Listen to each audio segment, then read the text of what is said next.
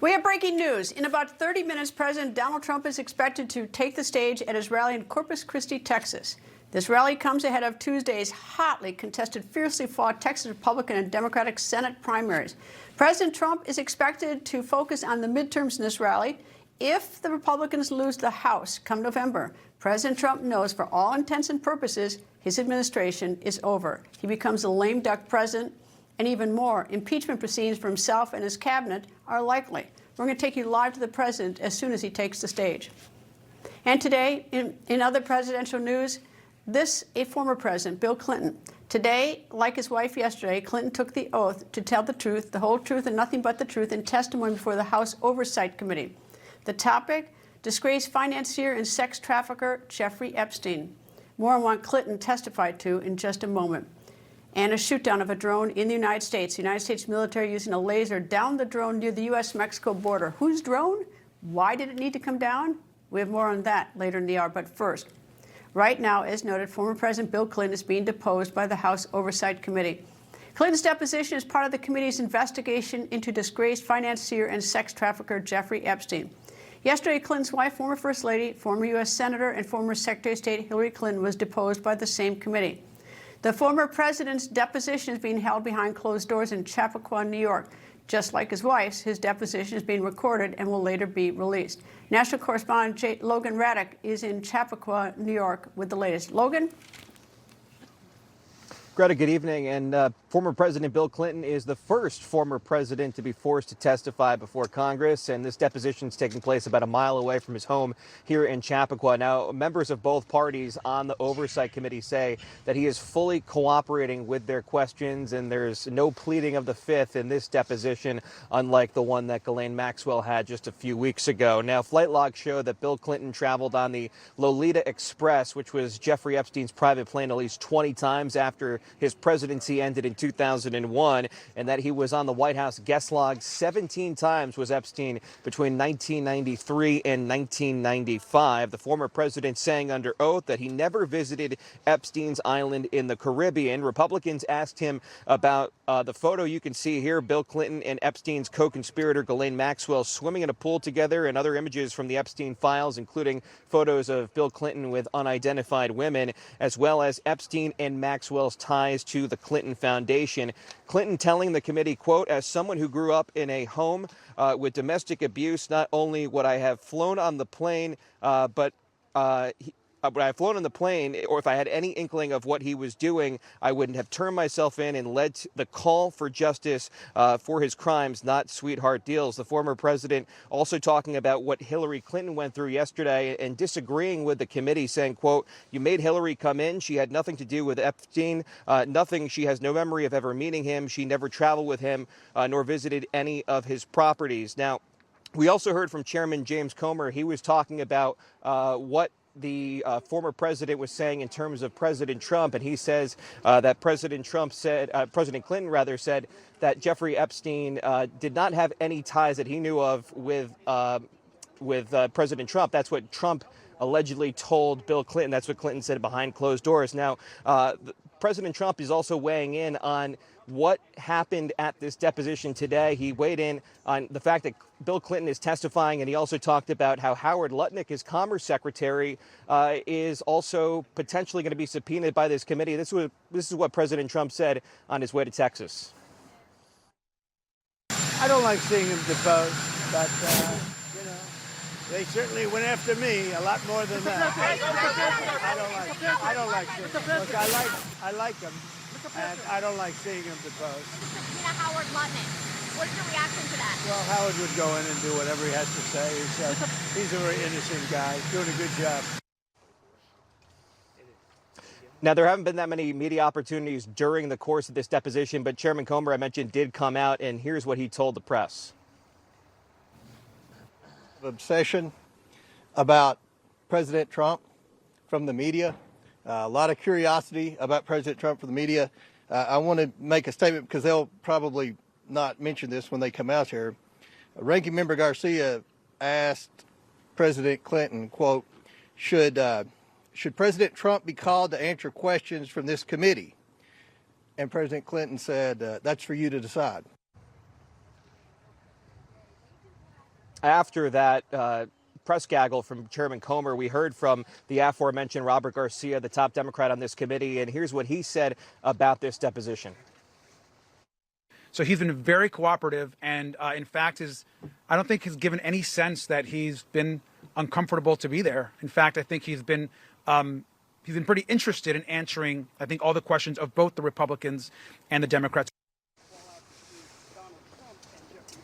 Now, this deposition, Chairman Comer told us it's likely going to go longer than yesterday's with Hillary Clinton, which lasted more than 6 hours, after which we're going to hear from Republicans on this committee and likely Democrats as well. It's unclear if Bill Clinton's going to come out to the podium to give statements of his own, which we saw Hillary Clinton do yesterday, but certainly an unprecedented day here in Chappaqua, New York. But the big theme here, Greta, is that both Republicans and Democrats say that the former president is cooperating. And also, we heard from Congresswoman Anna Paulina Luna, who made the point of that both President Clinton and President Trump have been falsely accused by people for partisan reasons, and they say that they want to cut through the noise to see which allegations that come up in this investigation are true and which are false. But Congresswoman Luna also saying today that she wants 4 alleged co-conspirators of Epstein's, all women, to eventually come before this committee. So between that and the potential subpoena of Howard Lutnick, the Commerce Secretary,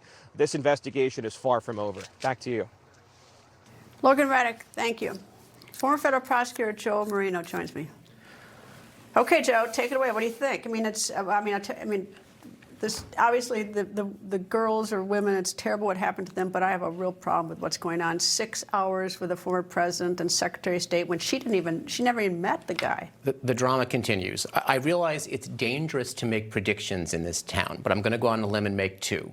One is that there will be no additional charges here in the U.S. against anyone stemming from this investigation. There could be explosive allegations. There could be sort of Easter eggs that are revealed.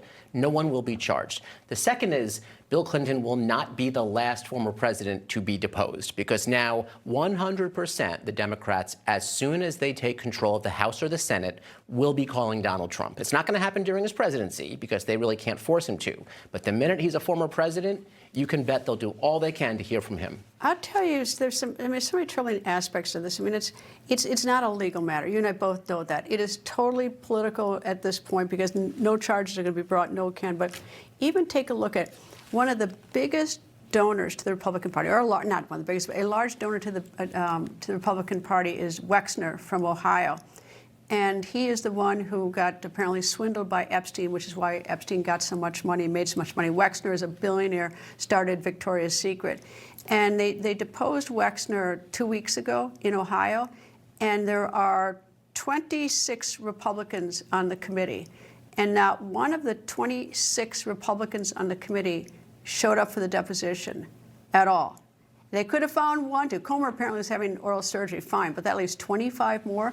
Not one showed up to question a Republican donor who gave all the seed money to Epstein. No, look, they're not even pretending to work together at this point between the Republicans. But it's not working together. I mean, that isn't even working together. That's something else. But I mean, I think at one point, ostensibly, both Republicans and Democrats claimed this was nonpartisan, right? This was just a look into the Epstein investigation files to see if there was anything further to find and to look at whether the Justice Department had done its job. Now I feel like between the body language and the statements that they're making on camera, where clearly one side defends themselves and attacks the other, things like this where Republicans don't show up to a deposition because it could embarrass them. Look, it's a clown show. It's absolutely ridiculous. And I think, you and I both lived through the 80s, and we used to talk about mutually assured destruction, right? Why you didn't have nuclear war, because both sides would just annihilate each other. And I kind of feel like that's what's happened here. I feel like they've just realized that both sides are going to take big hits, so let's just kind of throw it all out there and see where it all falls. I think if it goes further, I mean, it probably is going to go further, where the Republicans are so heavy-handed against Democrats, but not against their own party, Howard Lutnick and even President Trump testifying, is that we become so heavy-handed, I think that this will be bad for the Republicans come November if this is still going on. And I thought, President Trump got attacked incredibly. He got sued incredibly a lot. I mean, what happened to him? But that's no reason now for this Republican committee to pick up and now get even. No, and look, I'm a Republican, and I felt like, regardless of party, I thought Trump was treated very unfairly when he was out of office with all of those prosecutions against him.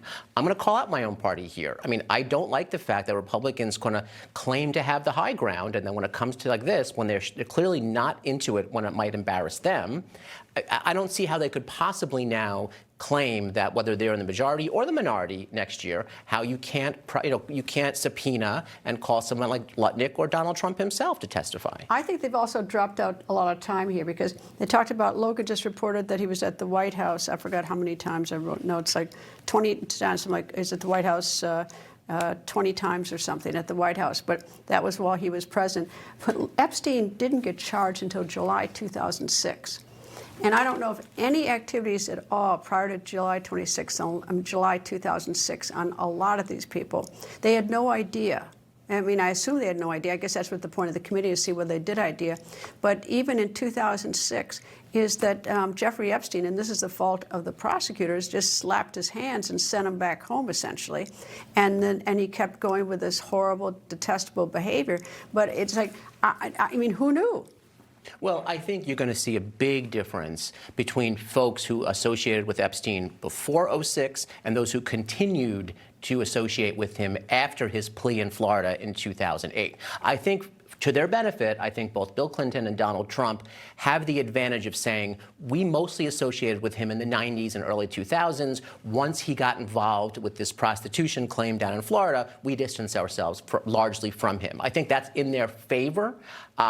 And those who associated with Epstein took gifts from him, hung out with him after '08, when at this point he had spent time in jail and he had admitted to soliciting prostitution. They're going to have a harder time defending themselves. But I mean, you've even got the former Obama White House counselor, Kathy Rumler, who got a $12,000 or $9,000 purse. I don't even know purses were that expensive, $9,500 or something. You know, that, I mean, she got it from him in about 2016. That was really creepy. I mean, it's really, but I mean, that, it was so gauche, all that money on it, personally, so I think so. But that's not a crime.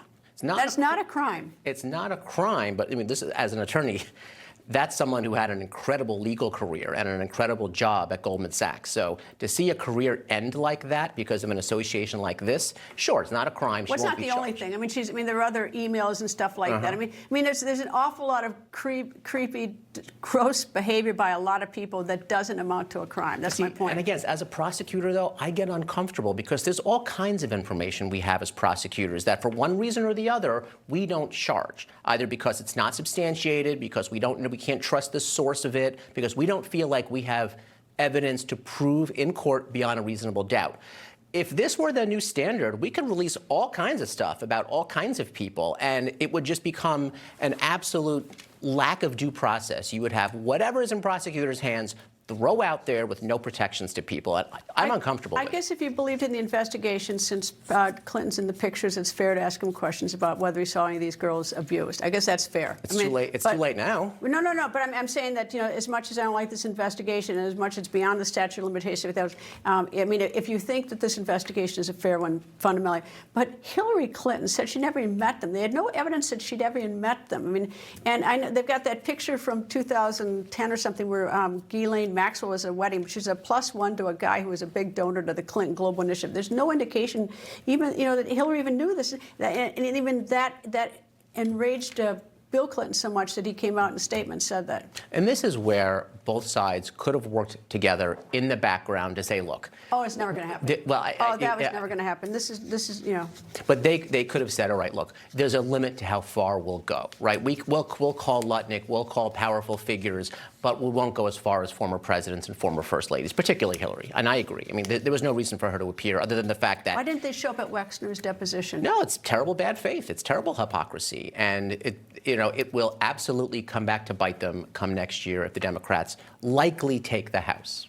I just think it's like, and of course we have very little transparencies because, you know, most hearings are out in the open and we would be able to see this. Instead, they do it behind closed doors, and I think primarily, because maybe you can correct me, is first of all, you don't have the 5-minute rule, but they could expand that in hearings, nothing to stop them. But I think it's the staff that's asking questions, because I don't think, you know, we only see the members of Congress come to the microphone on both parties. Well, members of Congress are very good at making statements on camera, but when it actually comes time to asking real questions, it's staffers and lawyers that actually do the real work. And and the congressmen and women won't look as impressive at a deposition than they do in the 5 minutes they get on House committee hearings. What could you possibly ask Hillary Clinton about this for 6 hours? What could you possibly ask? Okay, I get maybe an hour you'd come up with something. It sounded like some pretty wacky stuff that went far beyond Epstein. I think they're talking about UFOs and things like that. So it sounded like there were some really crazy things going on yesterday. And look, it's drama, it's unserious, and it's really frustrating that they're not doing the country's business. Yes, but the thing is, the American people have other more serious problems, and the whole world is watching us. That's the other problem too.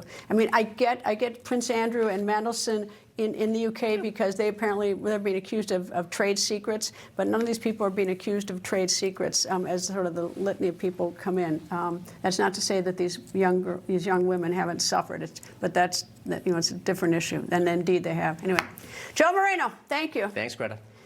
Coming up, President Trump is in Texas for a rally. Will he endorse in this fiercely fought Republican primary? Plus, one reporter is describing it as weird.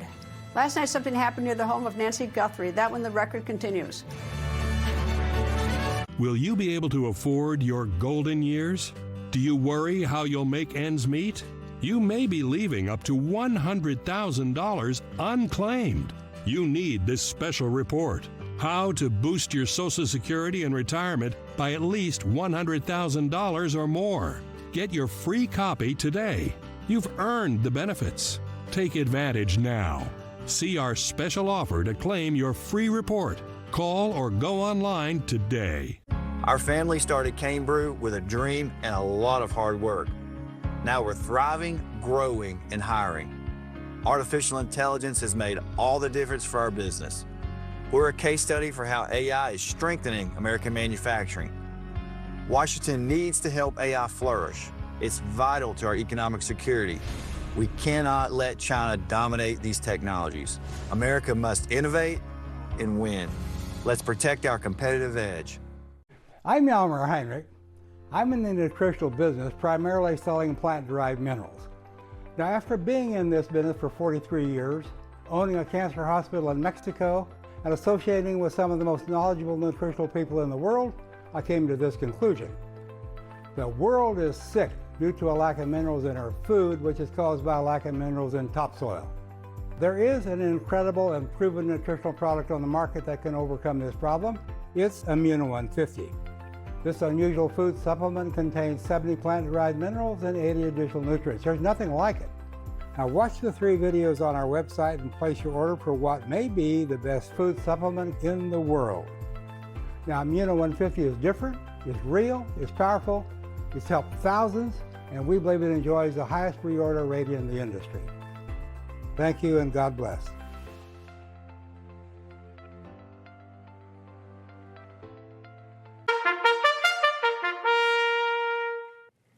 There it is, the alert. It's midterm season. Fresh off the State of the Union, President Trump is in campaign mode. He's in Corpus Christi, Texas for a rally.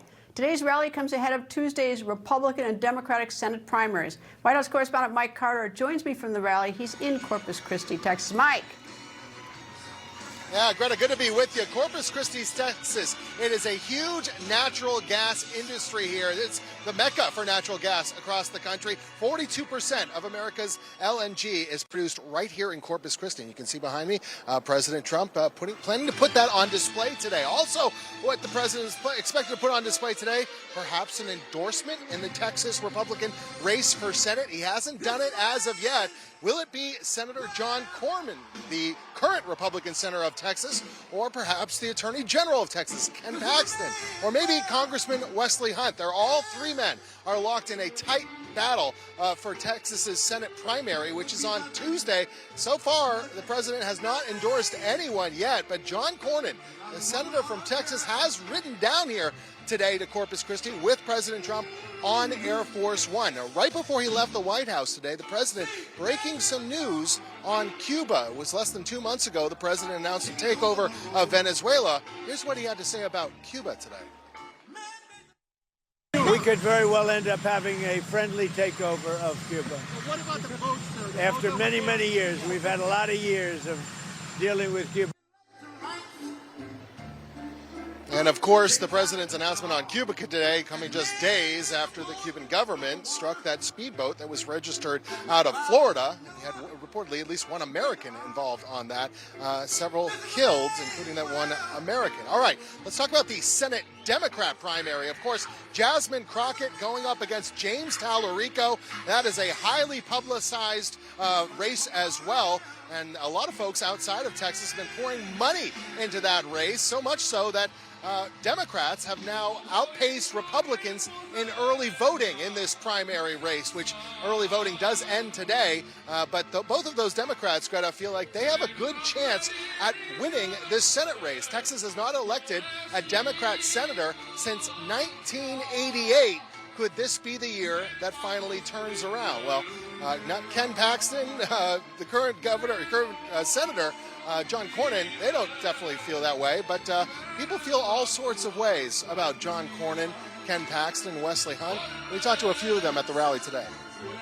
And it's high time we get rid of John Cornyn. Now, look, I know I voted for him in the past, but he's a Senate deadweight.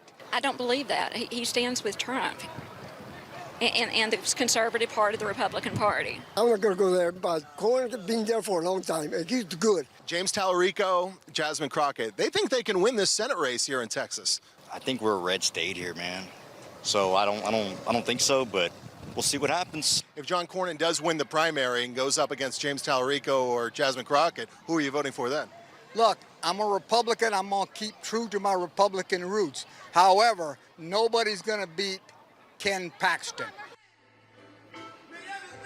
All right, Energy Secretary Chris Wright, Texas Governor Greg Abbott, they're in attendance, as well as all three of those Senate candidates today here in Corpus Christi. Greta, expected to hear from President Trump shortly. Right now, look, Texas over the last 10 years has lost dozens and dozens of oil rigs.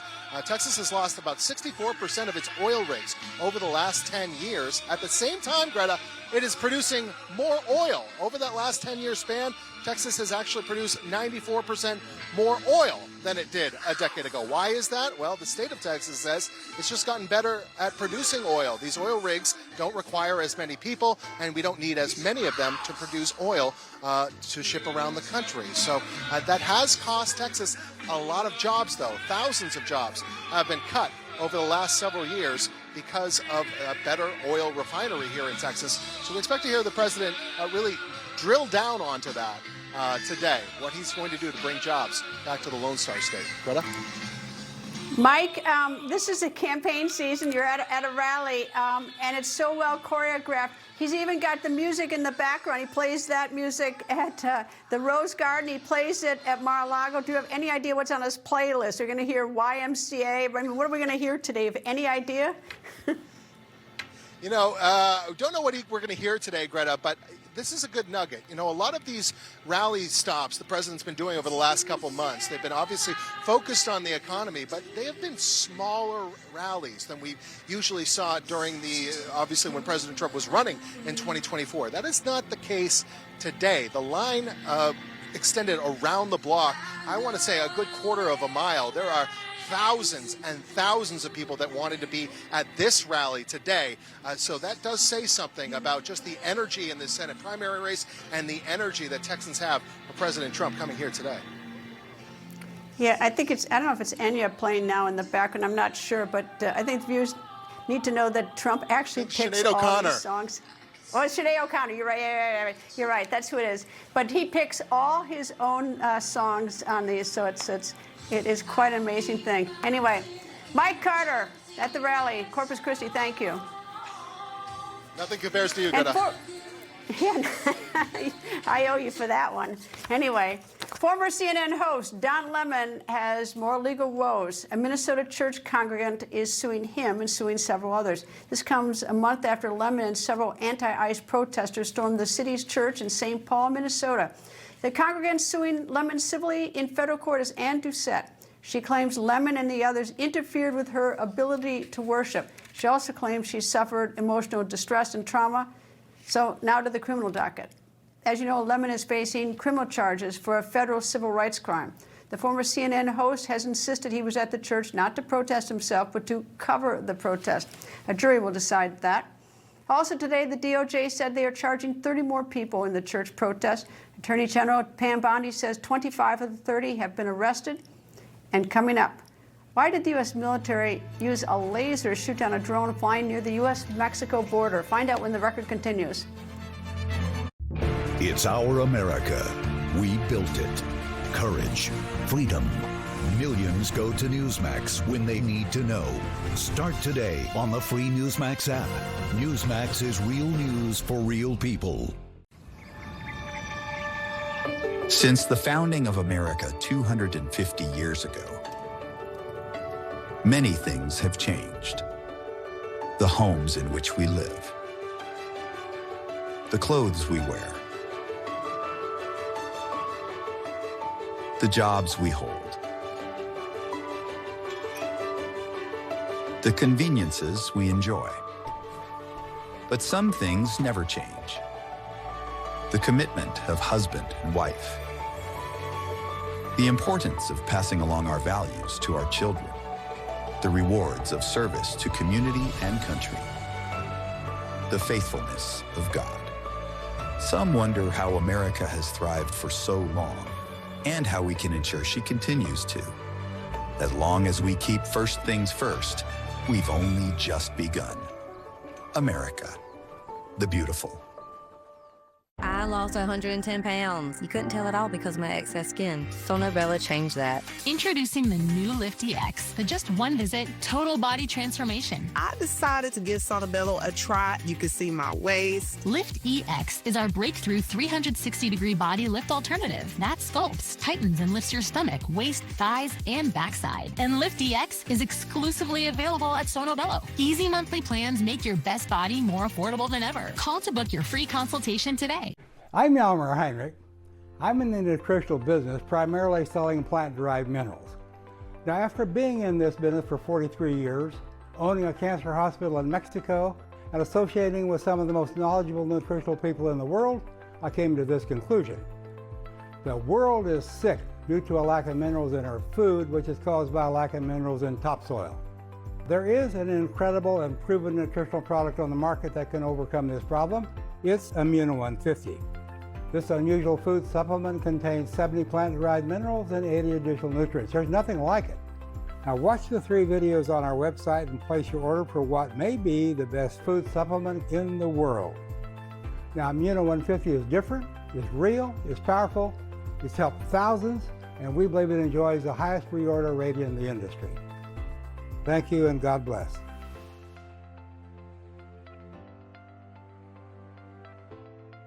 Muscle cramps were keeping me up at night, so then I tried Slowmag, the magnesium plus calcium supplement that helps relax tense muscles so I can rest comfortably. And Slowmag tablets have a slow release formula that's gentle on my stomach. That's why I use Slowmag. Pump up the volume. Go ahead, crank the volume. We got you. USPS has increased daily package processing capacity by 46% in the past 5 years. And with USPS Ground Advantage, your packages stay in our secure network, dock to door, nationwide. For full visibility, near real-time tracking, affordable pricing, for peace of mind. USPS Ground Advantage. Ahead of his rally in Corpus Christi, President Trump is taking some questions. Let's listen. They don't want to say the key words, we're not going to have a nuclear weapon. They have to say, we're not going to have a nuclear weapon. And they just can't quite get there. They want to enrich a little bit. You don't have to enrich when you have that much oil. So I'm not happy with the negotiation. I say no enrichment. Not 20%, 30%, 20%, 30%. They want it for civilian, for civil. I think it's uncivil. So I'm not happy with it, no. Sir, how close are you to making a decision on strikes? How close are you to making a decision on strikes? I'd rather not tell you. You would have had the greatest scoop in history, right? Well, they're going. I mean, we're negotiating right now, but they're not getting to the right answer. And we're not going to see people. We're not going to see what's happened for 47 years keep going. 47 years we've been doing this with them. The Obama deal was the worst deal. Nobody ever saw a deal so stupid. Right now, if you did the Obama deal, if that held, if I didn't terminate it, Iran would have a nuclear weapon, and it would be a whole different ballgame. That Obama deal was one of the worst, one of the dumbest deals I've ever seen. Yep. First of all, it's very short term. It would long be over. You know that. Would be not. I terminated it, but if I didn't, it would be over by now anyway. But the Obama deal, what he did was one of the dumber deals. I've seen a lot of dumb deals. That would be one of the dumber deals. Are you concerned that striking Iran might raise oil prices, which could affect your economic agenda? I'm not concerned. No. I'm concerned about people's lives. I'm concerned about long-term health for this country. That's what I'm concerned about. The Vice President on this meeting, he had money for it. Yeah, he did. What did he say? I can't tell you that. Is there any progress? I can't tell you that. I can't tell you. But I do like. Come here. Do you want to see something nice? Come here. Look at that. Right out of Venezuela. Goodbye, everybody. Thank you, everybody.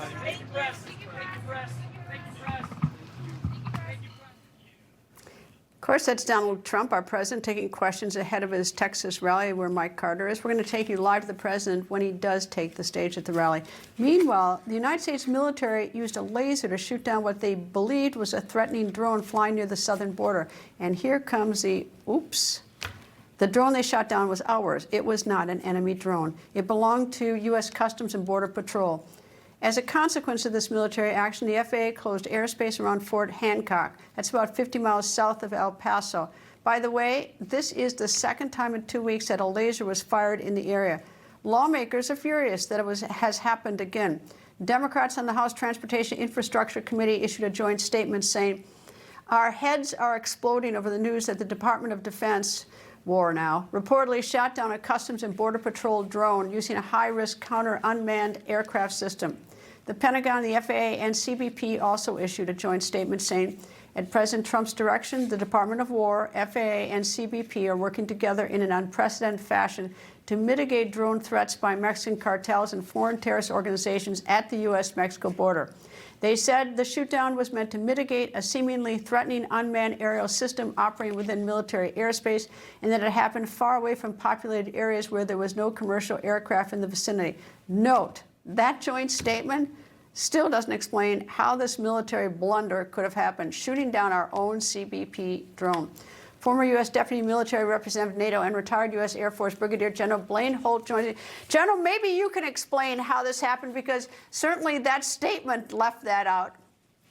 Yeah, well, you've got two government agencies that over the course of 2.5 weeks are finding out that there are wide gaps and seams in their cooperation with each other, their coordination with each other. It's going to take a lot of investigation work, but I'm certain they have initial ideas about who has messed up here.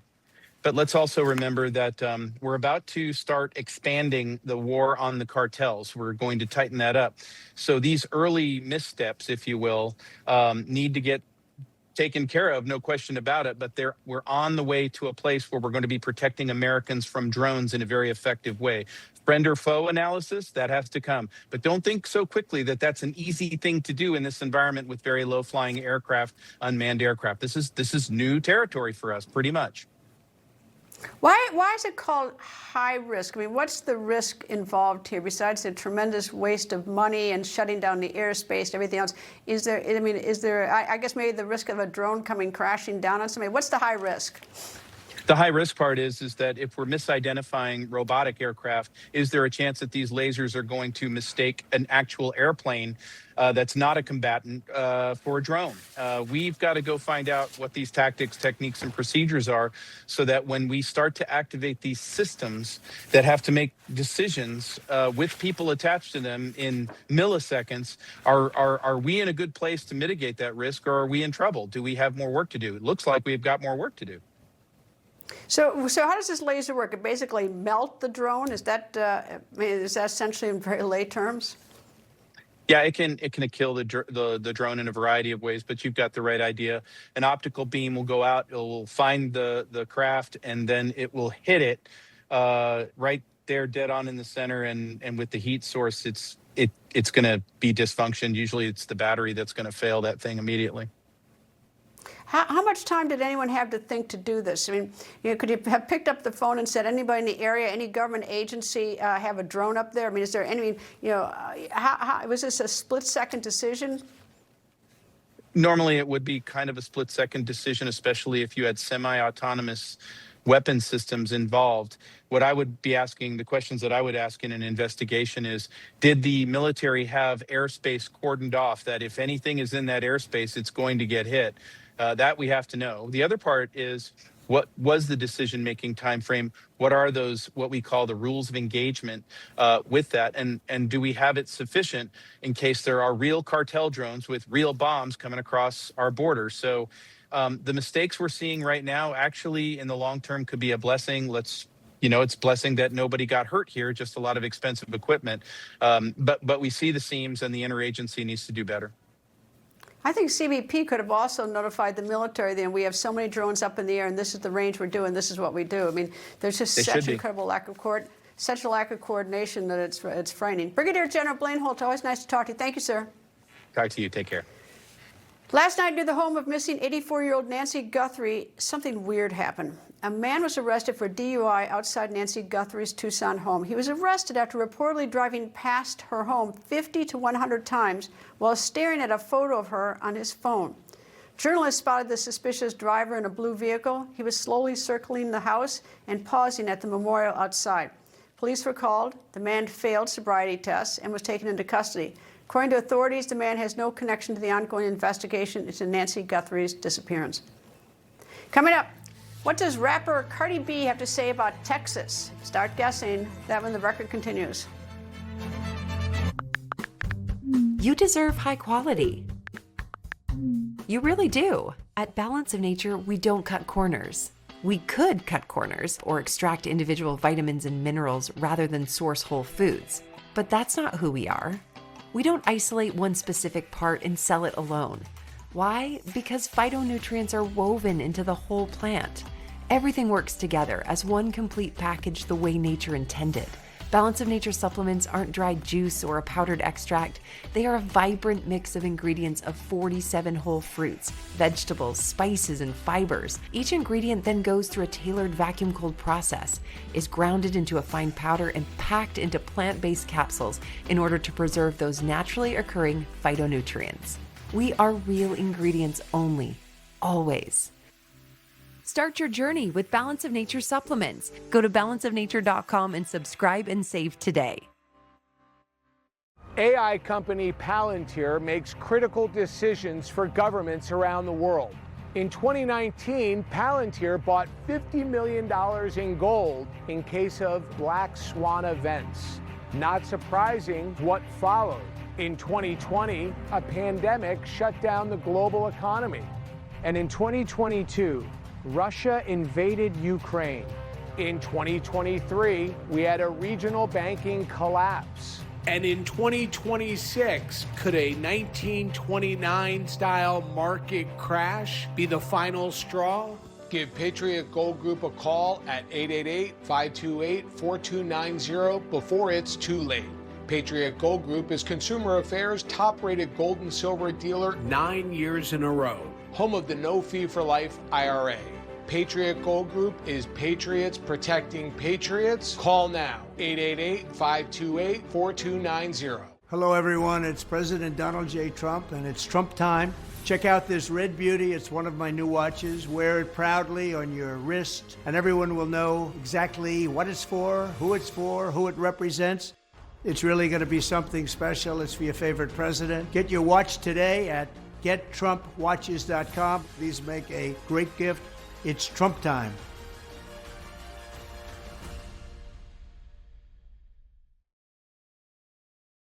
Joining us is Dr. Drew from the Wellness Company with advice for dealing with seasonal colds and flu. Doctor? Cold and flu season is here, and every year you or a loved one gets sick. Your doctor can't see you. Waiting in a crowded urgent care is brutal. This is a particularly bad cold and flu season, and it's why doctors suggest every family needs an emergency medical kit. Your medical emergency kit is filled with essential prescriptions. It includes antibiotics like generic Z-Pak to get well faster, amoxicillin for pneumonia, strep throat, ear infections, plus prescriptions for nausea and UTIs, and even ivermectin. It's easy. Just match your symptoms to the prescription in your guidebook or call the telemedicine doctor standing by. Take your medication early and feel better faster. Having a medical emergency kit is like having an urgent care in your home. No waiting to see a doctor, no lines at the pharmacy. Smart advice. We've shared the website and discount code below to save viewers $45. Order now and your kit will be rushed to your door. Thank you, doctor. Any moment, President Trump will take the stage at his rally in Corpus Christi, Texas. Today's rally comes ahead of Tuesday's Texas Republican and Democratic Senate primaries. Oh, that's right. I love those alerts. This is an update alert. And guess where former President Biden will be tonight? In South Carolina. President Biden, former president, is being honored by the South Carolina Democrats for winning the state's Democratic presidential primary 6 years ago, back in 2020. Earlier this week, and perhaps why the award now, Axios reported that South Carolina needs and wants Biden's help. They need his help to get the first Democratic primary for the 2028 presidential election in their state. Taking a look back in presidential election history, you will remember that in 2020, after Biden lost the Iowa caucus, lost New Hampshire primary, and the Nevada caucuses, everyone thought his campaign was dead in the water. Nonetheless, he moved on to South Carolina's primary, which was next. That was his last hope. And then a political miracle, a key endorsement from longtime South Carolina Democratic Congressman Jim Clyburn. That Clyburn endorsement was so important that it pulled Biden across the primary finish line in South Carolina. Biden later won the state in the presidential election. So moving on to 2024 and remaining very grateful to South Carolina, Biden directed the Democratic National Committee to pick South Carolina to kick off the party's primaries. So what is the 2028 Democratic primary schedule going to be? Will South Carolina be first before Iowa caucuses and New Hampshire primary for the Democratic Party? No idea. The primary schedule is yet to be set. The DNC will decide in the coming months. Washington White House reporter for Politico, Daniel Lippman, joins me. Daniel, first of all, it's interesting that they're bringing President Biden out. They're pulling out all the stops. I don't know if former President Biden. I don't know if that's going to help get South Carolina the first Democratic primary. But what do you think? Well, there's a lot of anger among Democrats for what Biden did. And so this may almost backfire if it reminds the rest of the Democratic Party deciding on the electoral schedule that Biden was very crucial to South Carolina, because people blame Biden for a lot of what Trump has done, incidentally, because of how he ran again for a second term, even though he had promised to be a bridge candidate. And so you do not see him very popular among Democrats or even corporate America. He doesn't give a ton of paid speeches, especially compared to President Obama. All right, now to Texas, where the president's getting ready to do his rally, and we already heard part of the playlist, which will go on for quite some time for the rally. On the way down on Air Force One was Senator Ted Cruz, Republican senator from Texas, but also Senator Cornyn, who very much wants President Trump's endorsement for the primary on Tuesday. I don't know if he's going to get it, but I imagine him. I wonder if he got any sort of private time with the president to try to sort of get that endorsement going down, because that would be a huge win for Cornyn, who's not seen as a mega candidate. Yeah, it would be amazing to be a fly on the wall in terms of Cornyn's pleas to Trump. It does not appear that any candidate is going to get that endorsement. I don't think also Trump wants egg on his face if he endorses Cornyn and then it's a two-way primary runoff and then Cornyn loses, because there's a lot of political consultants I talk to who say that if it turns out to be a runoff, then Ken Paxton is favored because more conservative voters in Texas, they're going to be the ones who show up a second time in a few weeks. And so there's been a lot of national Republicans, including Tim Scott, the head of the NRSC, who have been begging, and John Thune, who have been begging Trump to endorse because they don't want to lose this Senate seat in Texas. But Trump does not want to. He says he has 3 friends in the race and he wants to keep it that way. All right, the third person in the race, so we got Paxton, the Attorney General, Cornyn, the incumbent, but we also have Wesley Hunt, the congressman. Where does he fit into? Because he isn't that far behind both these two as they go into this primary on Tuesday. Yeah, he could surprise, but he is not seen as likely to make the runoff. He is banking, all of these candidates are banking on their pro-Trump tendencies. And so Hunt is talking about how he was an early endorser of Trump in 2024, while Cornyn, during Trump's period in the wilderness, appeared to be a little bit more open to other candidates during Trump's interregnum period. And so I think that what's funny about this race is that Cornyn seems to be running to block Ken Paxton. We haven't heard a ton of new ideas from Cornyn, who's been in there for more than 2 decades. Well, you know, it's sort of interesting. I mean, on Tuesdays, they've got those 3 men up against each other. Let's say, hypothetically, Wesley Hunt, he loses. So then Paxton and Cornyn go off to their primary against each other in a couple months. Who gets Hunt's voters? That's a lot of people are wondering that. And so there are going to be a lot of polls who analyze that. I think that people who are voting for Hunt, they're probably going to, a lot of them are going to go to Paxton.